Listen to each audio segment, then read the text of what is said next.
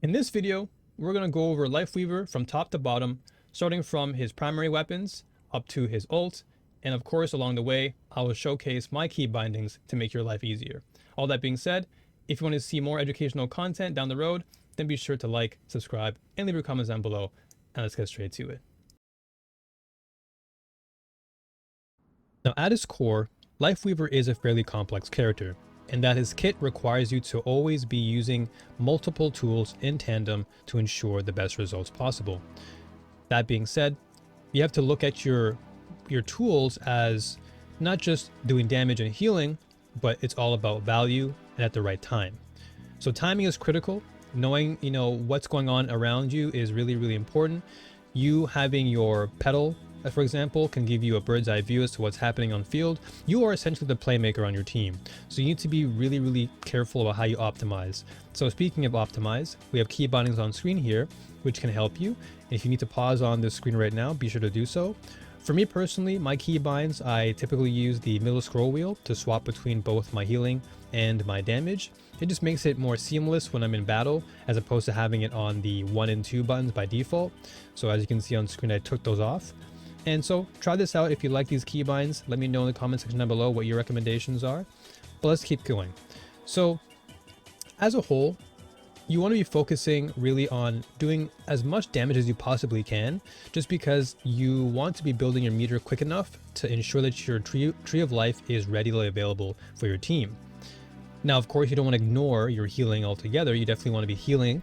But again, this really all comes down to understanding the flow of the battle and knowing when to optimize healing versus optimizing damage.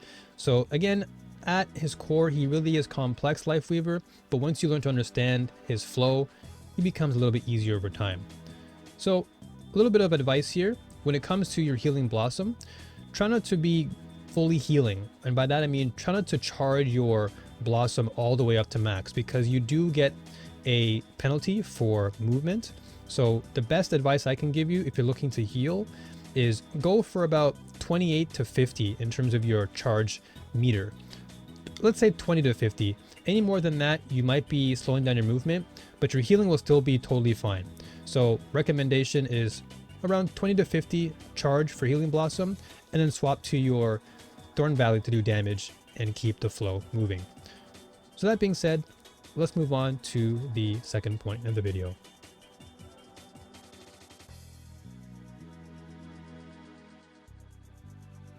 Now, outside of the core healing and damage potential that Lifeweaver can potentially put out, his most impactful tools come from his life grip and his dash ability. Most notably his life grip, because this can really help your team in terms of winning fights or in scenarios where you need to really pull a teammate back who's going in too deep when they shouldn't be. So in this case here on screen, you can see Genji going in too deep when he's really low. I pull him back, and thus it helps us to reset and stay in the fight much longer.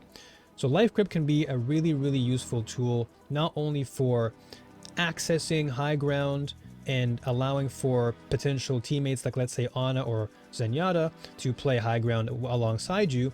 It just gives your team a lot more utility in terms of utilizing pressure. And when you're able to create pressure, this gives you the advantage in most team fights. This, alongside your dash, can really help you to weave in and out of battle really, really effectively, thus preventing you from getting shot like I just did.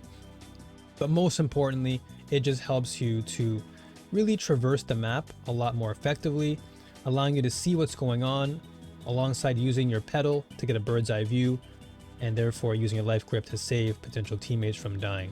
So using all these in tandem is really where I think most people tend to get confused, because you have a lot to really memorize and a lot to really think about on the fly.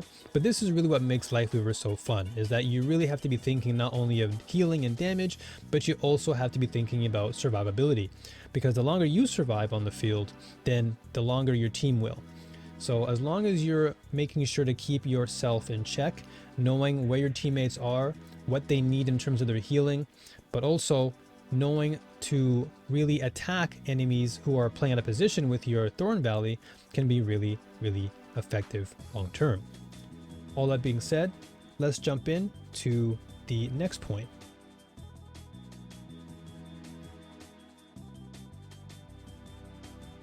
So one of the more unexplored aspects of Lifeweaver as far as his kit's concerned comes down to his Petal platform and Tree of Life respectively. His Petal platform most notably can really be optimized in a lot of different ways, be it on offense, defense, gaining high ground, extra mobility, so on and so forth. Really the sky is the limit as to what you can do with this character, and it really comes down to you the player as to how to better optimize him. So for me personally, I do like using the Petal Blossom to gain high ground, to get a bird's eye view of what's happening on the battlefield, to therefore keep an eye out as to who really needs healing, and really just keeping a check on enemies and their positioning and how you can really optimize your damage over time. Next, of course, is the Tree of Life, as you can see on screen here. Tree of Life gives you initial burst of healing on the startup, and then over time you will get some pulsing healing as you stay within the AoE. Now, what's great about both abilities here is that you can actually use them in very strategic ways. So for example, if enemies are pushing you, enemies are pressuring you, you can block off choke points with them, and that can be really, really valuable. So again, this all comes down to creativity. It all comes down to what you're trying to utilize and really pay attention to what's going on in the moment of battle. Because being able to swap between offense and defense is really effective with Lifeweaver. And I want to also point one thing out too, is that when you do die, you do drop a parting gift, which is his passive.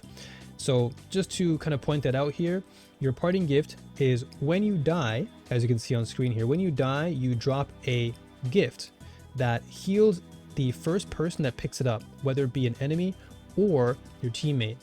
So if the enemy team picks it up first, they'll receive less healing, versus if your teammate picks it up first, they'll receive the full value of the passive. So keep that in mind.